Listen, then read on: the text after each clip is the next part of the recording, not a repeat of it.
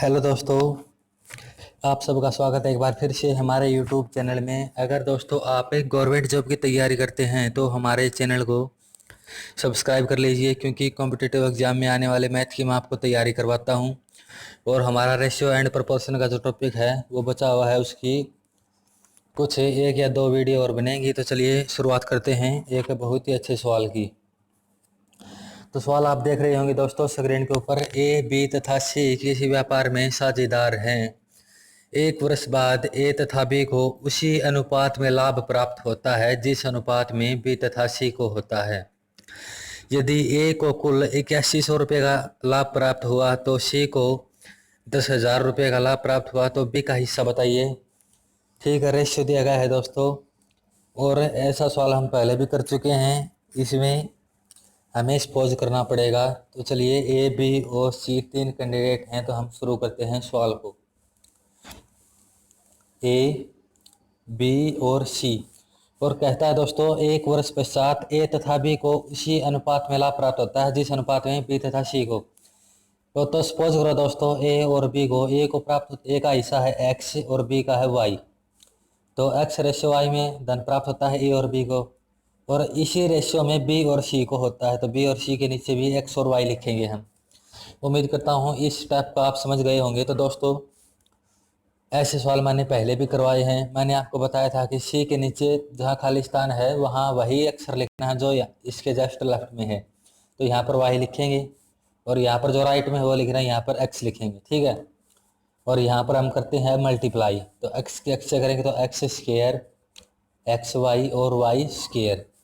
तो अब कहता है दोस्तों, यदि ए को कुल 8100 रुपये का लाभ प्राप्त हुआ हो।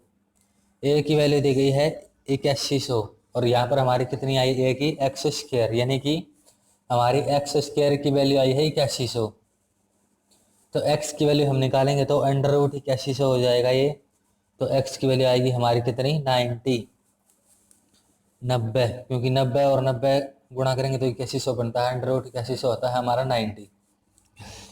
इसी तरह से दोस्तों कहता है कि सी को 10,000 रुपये का लाभ प्राप्त हुआ हो। तो सी की वैल्यू हमारी वाई स्क्वायर, यानी कि वाई स्क्वायर इक्वल टू 10,000। तो वाई होगा हमारा, इसको अंडर रूट करेंगे तो कितना हो जाएगा, 100, यानी कि 100।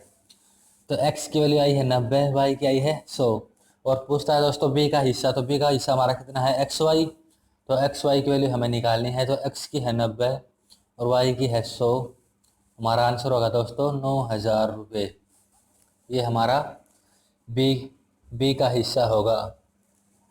उम्मीद करता हूँ दोस्तों आप सवाल को समझ गए होंगे। बहुत ही आसान सवाल था, बहुत ही अच्छा सवाल था। तो चलिए बढ़ते हैं अगले सवाल की तरफ। तो चलिए दोस्तों अगला सवाल दिया गया है, एक थोड़ी सी अलग टाइप है, बहुत ही आसान है। तीन कार एक समान दूरी को तीन अलग अलग चाल जिनका अनुपात क्रमशः 3:5:2 है की चाल से तय करती हैं, तो इनके द्वारा लिए गए समय का अनुपात ज्ञात करो। बहुत ही आसान सवाल है दोस्तों। तो चलिए करते हैं इस सवाल को। तीन कार हैं और तीनों की चाल है वो अलग अलग है, उनका अनुपात दिया गया है। तो चलिए, ये हमारी पहली कार, ये दूसरी और ये तीसरी। यहाँ पर रेशियो दिया गया है स्पीड का, कितना दिया गया है, 3:5:2। और हमें इनका समय का अनुपात निकालना है, टाइम का। तो दोस्तों मैंने आपको पहले भी बताया था कि स्पीड और जो टाइम होता है वो एक दूसरे के रेसिप्रोकल होते हैं, उल्टा अनुपात होता है।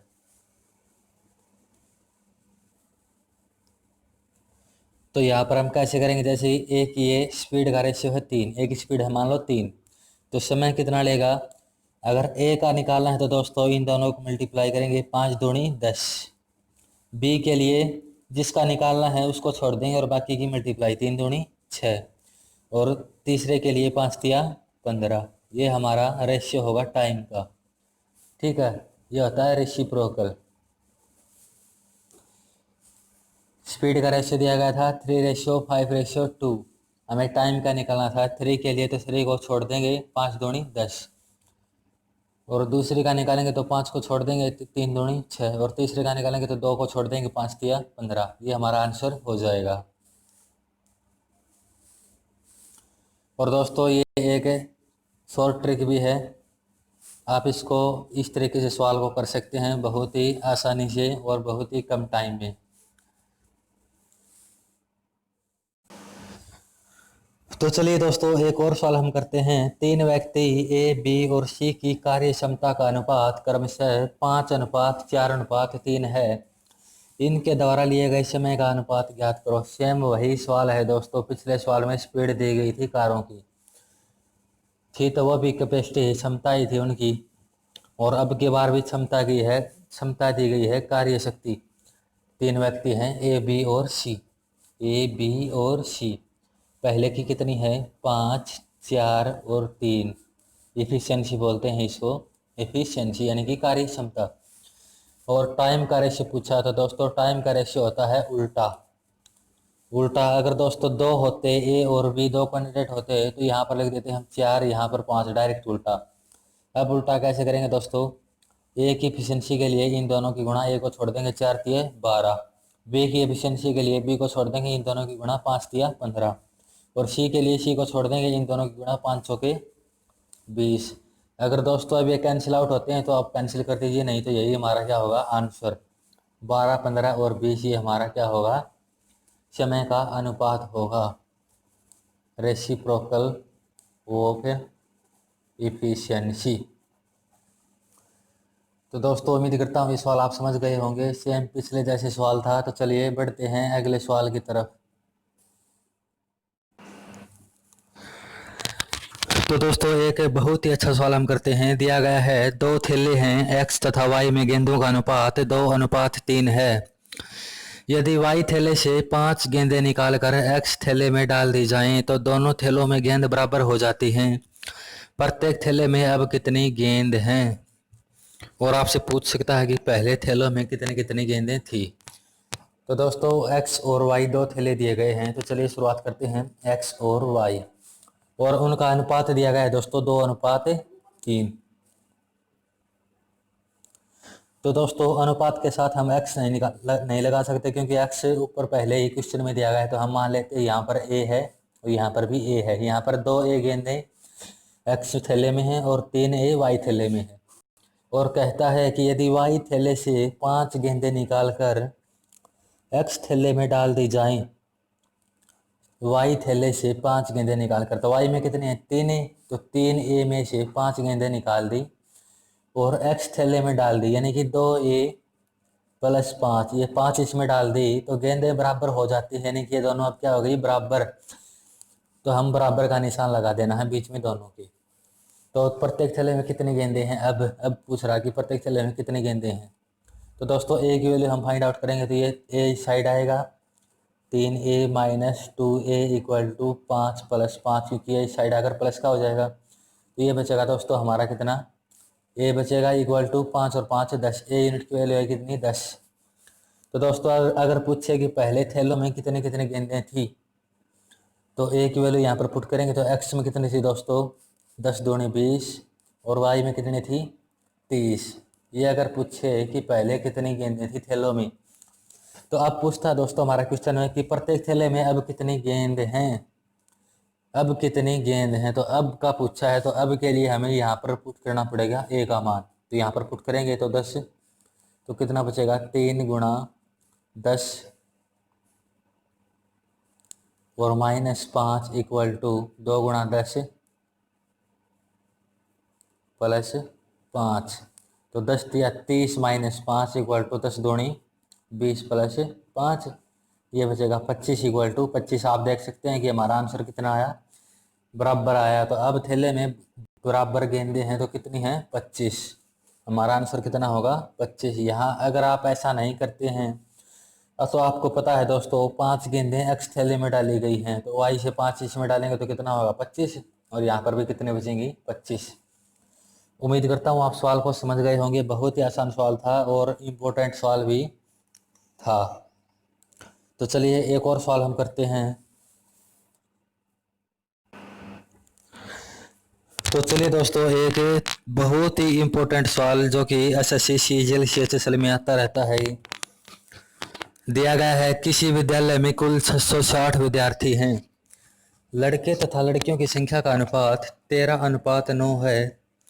कुछ दिनों के बाद 23 लड़कियां विद्यालय में और आ जाती हैं और कुछ लड़के विद्यालय छोड़कर चले जाते हैं, जिससे लड़के तथा लड़कियों की संख्या का अनुपात 6:5 हो जाता है। विद्यालय छोड़कर जाने वाले लड़कों की संख्या बताओ। सवाल आपको बड़ा दिखाई दे रहा होगा दोस्तों, लेकिन बहुत ही आसान सवाल है, कुछ नहीं है सवाल में। सिर्फ रेशियो दिया गया है बॉयज एंड गर्ल का। स्टार्टिंग में कितना था रेशियो? 13:9 था, 13:9 बॉयज और गर्ल का। तो चलिए शुरुआत करते हैं। यहाँ पर बॉयज गर्ल, ठीक है, और रेशियो दिया गया है दोस्तों 13:9 और कहता है कि कुल 660 विद्यार्थी हैं। अगर दोस्तों बॉयज और गर्ल का रेशियो 13:9 है तो टोटल कितनी हो गई? इन दोनों का सम करेंगे 13 और 9 22, और 22 यूनिट की वैल्यू कितनी दी गई है दोस्तों? 660, और 1 यूनिट की वैल्यू हम निकालेंगे तो 660/22 तो कितना होगा हमारा? 30 आएगा। अगर दोस्तों 1 यूनिट की वैल्यू 30 है तो 13 यूनिट की वैल्यू कितनी होगी?